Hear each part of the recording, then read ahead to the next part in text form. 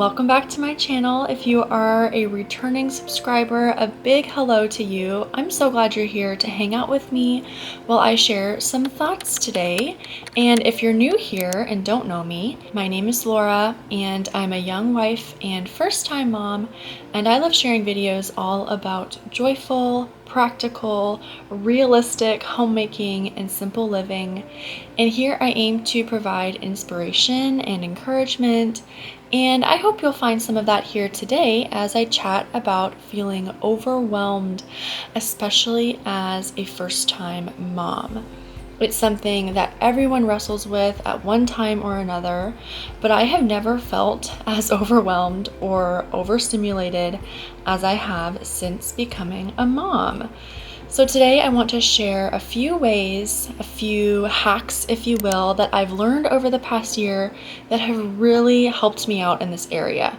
Obviously, there are things that we can't control, things come up in our day-to-day lives that are just out of our control, but I believe implementing these tips has made our home more calm and peaceful and allowed me to focus on the important things without feeling like my head will explode from my to-do list, from the noise, from everything else that comes up throughout the days of motherhood.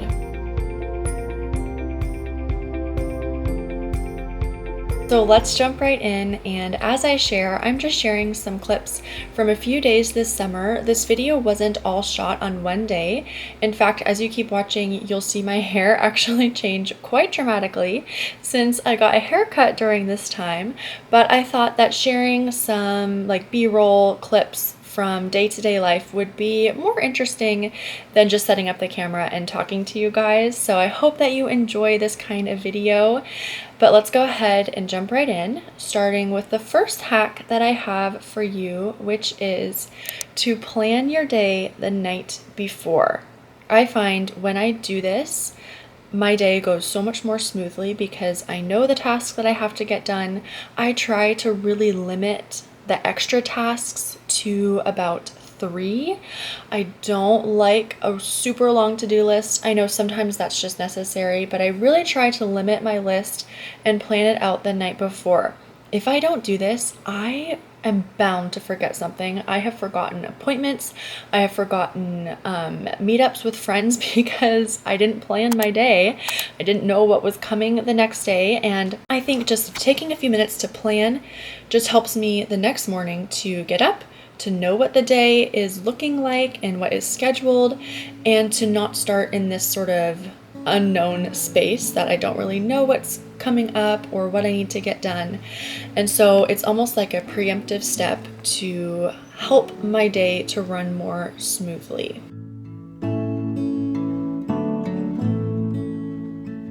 Number 2 is a big one, and it might sound overwhelming actually, or counterintuitive. It is decluttering, but here's the key: decluttering little by little. So since becoming a mom, I have entered a completely new season, and quite frankly, there are things that I just don't use anymore. I went through my clothing when I was a few months postpartum and decluttered things that didn't fit or just weren't practical for my daily life that I just knew I wouldn't reach for anymore.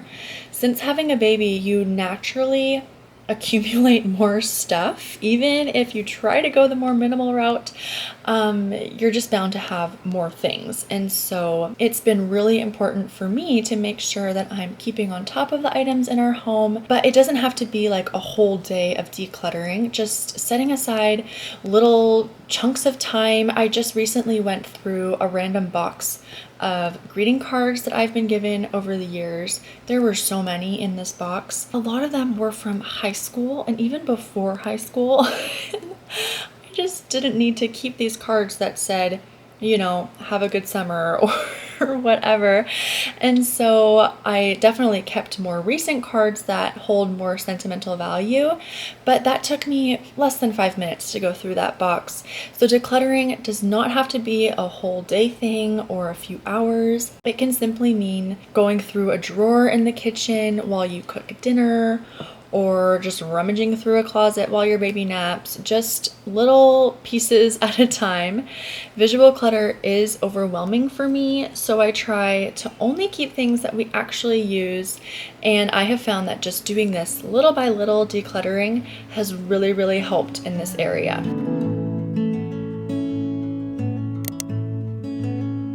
Meal planning is something that I learned from my mom growing up, and so something that I implemented as soon as I got married, and it has been so helpful. I've definitely tweaked it along the way. Currently, what works best for us is I meal plan on Sunday afternoons, and then I will grocery shop for the week on Mondays, and that's been working great.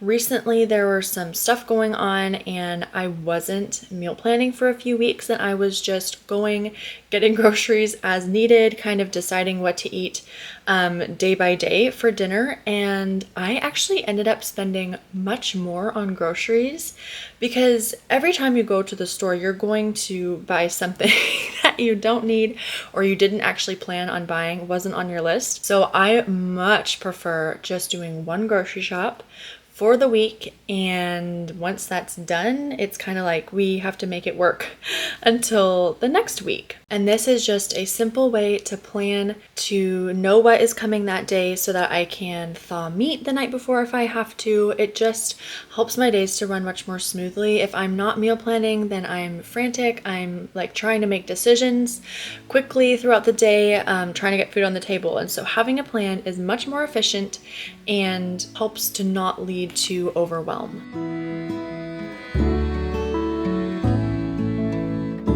Something I am trying to still continue to do is to schedule intentional time for things that fill up my cup. Instead of scrolling on social media, instead of just wasting time when I have downtime or during nap time, it is much more beneficial to do things that are refreshing spiritually, emotionally. For me, that might mean reading a book just for fun, for enjoyment. Also painting, working on home projects like you saw with the shelf. Doing things like that, even thrifting, like going out and thrifting, are just a few of the things that I can do when I have some of that free time to sort of focus on something that's not just the housework and the mundane tasks, but something that is just enjoyable.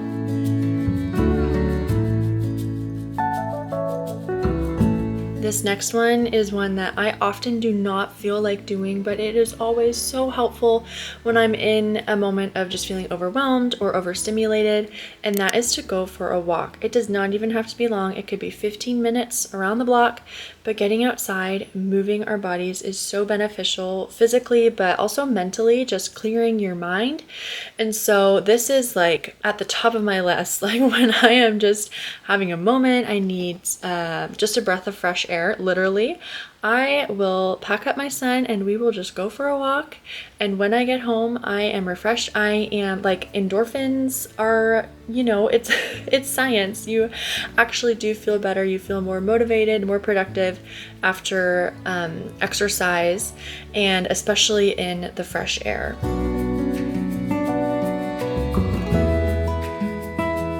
For me personally, when I'm feeling overwhelmed, it's often because there are messes in my home and it's just sort of clouding my brain, and it just makes everything feel cluttered and messy.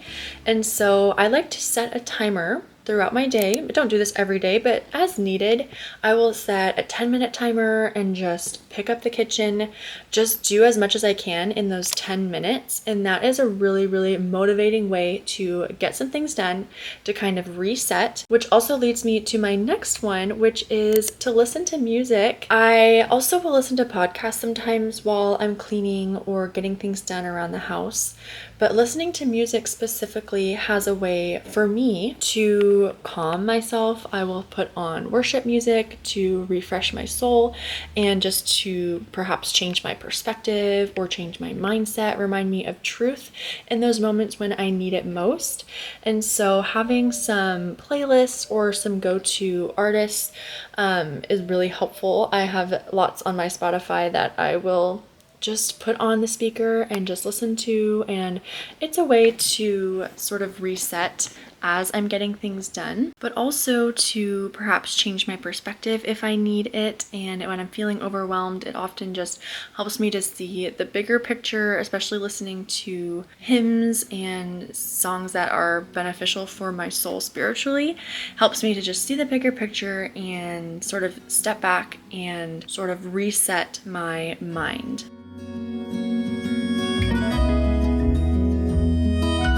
This next one is one that just was not always feasible, especially when I was in the first months of motherhood. It is to get up in the mornings before my baby. So when he was a newborn, that just wasn't happening.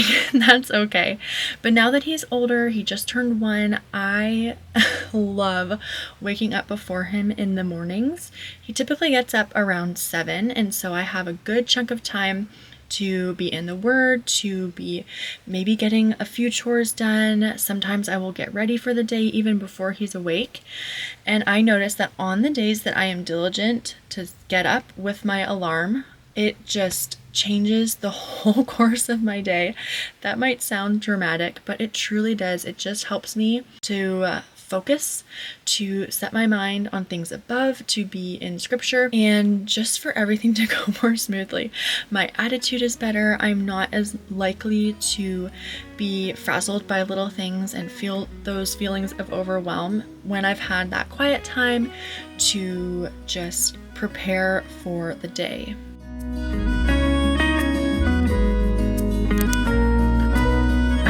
Asking others for help is something that we as humans aren't very naturally inclined to do. I know that I am not. I think that comes from, oftentimes for me, a place of pride. I want to be able to do it all myself, and that's just not possible. We're human, we have limitations, and so asking my husband for help, he is always happy to help me, and so I know that all I need to do is ask and not just wait around for him to do something that I hope that he will do. If I just ask, can you help me fold this laundry or help me clean up the kitchen?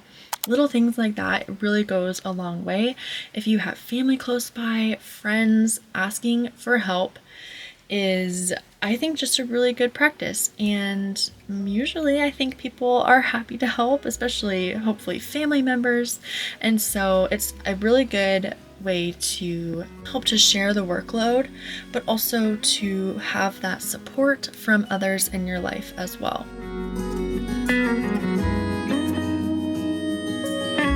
Alright, this last one is a good one, and it might be new to you, but it is to make your space functionally clean each day.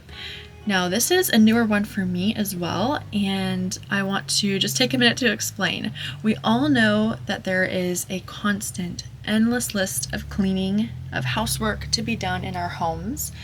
So the idea of keeping your home functionally clean means that when I walk into a room, I want it to feel calm, clutter-free, no spills or dishes everywhere, no dirt smeared all across the floor, no blankets crumpled on the carpet. I don't necessarily need it to be spotless. Perfectly dusted, mopped, cleaned from head to toe. Now, of course, these things do need to happen, but I operate more on an as-needed basis. When the baseboards are getting dirty, I will set aside a specific time to clean them. Same things for the fingerprints on the windows, but the everyday tasks I'm doing are so our home is functionally clean so that it doesn't feel overwhelmed. I am washing the dishes daily, just doing little pickups, wiping commonly used surfaces, maybe doing a quick vacuum as needed. And so keeping our space functionally clean for me looks like if people just show up at our door at any time, our home is presentable for them. It may not be like the picture perfect home of cleanliness, but that's okay because it's functionally clean. I can walk into the kitchen and start cooking dinner because things are put away. There's not just dishes everywhere. And so this has really helped to change my mindset and not feel overwhelmed when I go to clean the kitchen and I feel like I need to deep clean it every time, or the bathroom.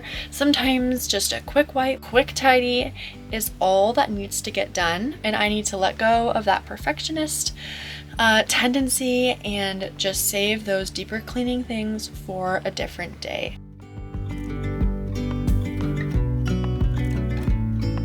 Well, I truly hope that what I've shared here today in this video has been helpful for you. If you have your own hacks or tips on how to not be overwhelmed as a homemaker or as a first-time mom, I would love for you to comment them down below. And if you're new to my channel, I would love for you to subscribe and join the journey. I share new videos here every week, and we have a lot of fun over here on my channel. Don't forget to like this video if you enjoyed it, and I will see you guys in my next one. Bye.